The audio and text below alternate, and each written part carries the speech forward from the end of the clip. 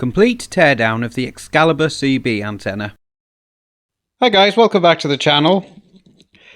Now we've got down here an Excalibur CB antenna. Now this is a very short CB antenna. It's meant as a bit of a compromise if you can't put a full size one up.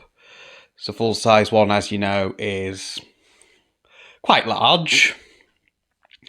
This one isn't that large. Now, I bought this some years ago when I still lived at my previous address in Richmond to put in the loft. I never really had much luck with it because I could not get the SWR down on it without using a tuner. I do have a tuner to do that. And I've had better luck since moving here with the boomerang antenna, although I've not actually had that out for a while, so I've just not done a lot of CB, so it's just in the corner at the moment. So I thought, let's have a look inside this one, because I think all that's in there is just a coiled piece of wire. Now, the specifications of that suggest that what I'd have to do with it to tune it is use a coax cable of a very specific length. And I won't have the specific lengths in question because, well, all my RG213s all different random lengths, I'm pretty sure of that, and also I don't want to start cutting cables just to tune it for the right length for that, because it could either leave more or less than what I actually need. And also here I've actually got to use a jumper to get it through the window anyway, which would probably skew that. So to get that apart, it looks like I've got to drill out some rivets, and I'm not doing that on camera because that's going to be quite loud. My drill is a mains powered drill and is, well, it's a bit loud. So I'm going to pause the video whilst I start drilling those out. Okay, so I've got it apart and it looks like it's just a coil of wire in there. This is all that's in it. Just a springy coil of copper wire, completely coiled up the whole way, stretched out as I pulled it out, terminated into the... Bring the microphone closer actually. So it's terminated into this SO239. All of that was held in with rivets. So now I've got some copper wire and an SO239 and some black plastic tube and the bracket. So I could repurpose this for something else if I really wanted to.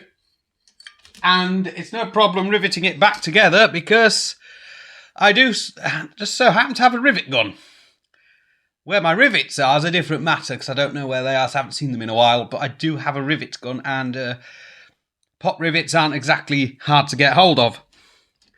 So that's effectively a teardown of an Excalibur antenna. Now these are still on sale. I know Thunderpole have them. I'm not sure if anywhere else has them, but Thunderpole definitely have them. And this is really all that's in them. Just this. So I'm guessing this is going to be electrically the correct length for the band, but does open up the possibilities of retuning one of these or rebuilding a different antenna out of it. So maybe I could build one for 2 meters, maybe something like that.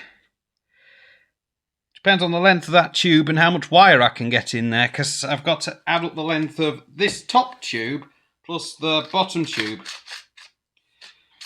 All of that riveted shut though, so it's quite easy to rebuild it, like I said.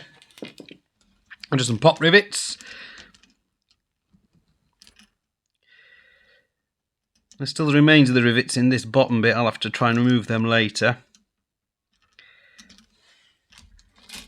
So that's really all there is to that. So it's a very simple construction.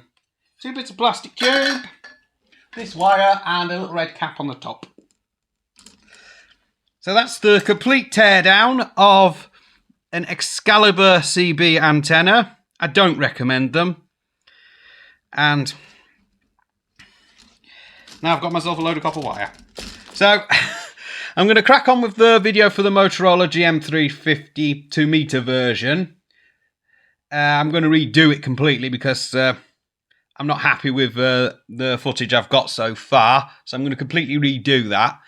And